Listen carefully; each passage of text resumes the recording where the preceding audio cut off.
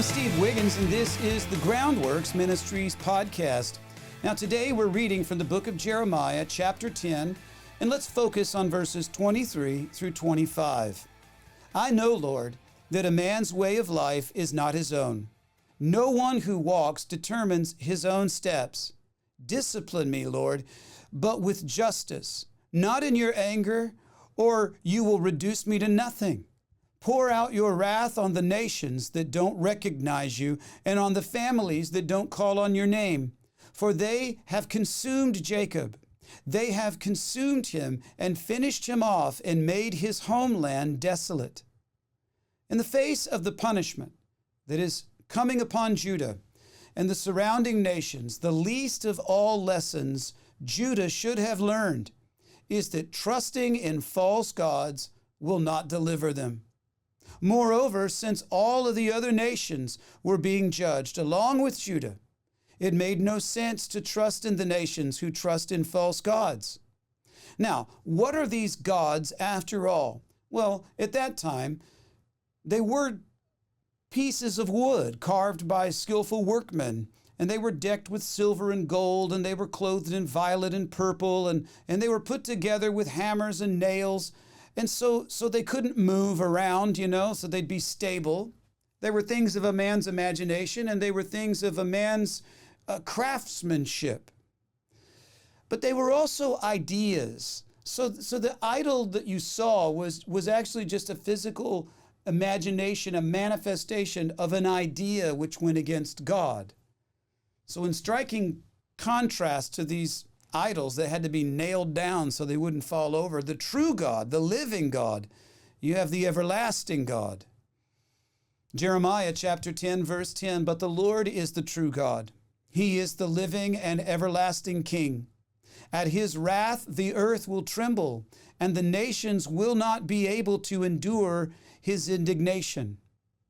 And yet, because Judah will not trust in this living God, punishment is about to fall.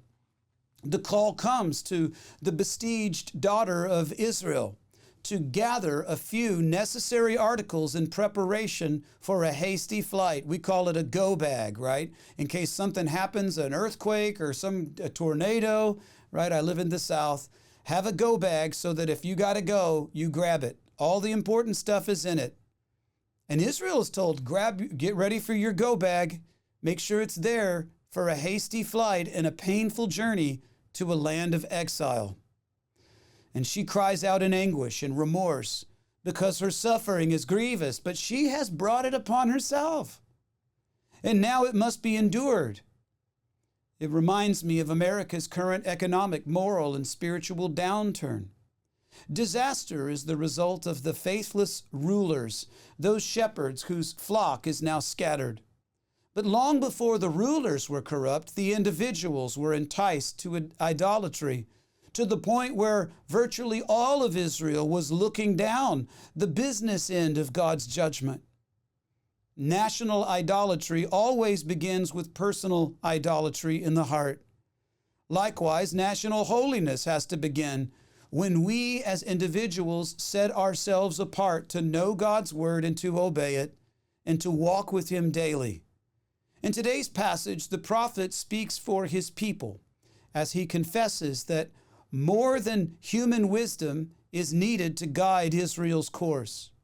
We don't need a bunch of data analysts. We need people that will pray. And he prays that the coming judgment would be just, but that it would be tempered justice. Jeremiah is pleading that God's judgment would be a function of his mercy and not solely in his wrath, which would utterly destroy them.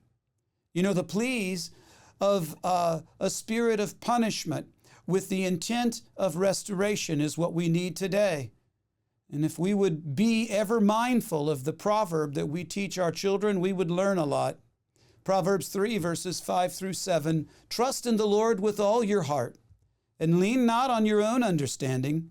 In all of your ways acknowledge him, and he shall direct your paths. Do not be wise in your own eyes. Fear the Lord and depart from evil. I'm Steve Wiggins, and this is the Groundworks Ministries podcast. And Groundworks Ministries operates entirely through financial donations from faithful people like you. And yes, we need your monthly support. Donating is secure and easy at our website, groundworksministries.com. Another way to help is to tell people about Groundworks Ministries. That's right. You can share these podcasts with friends and family and on your social media. Of course, you can always direct folks to our website, groundworksministries.com.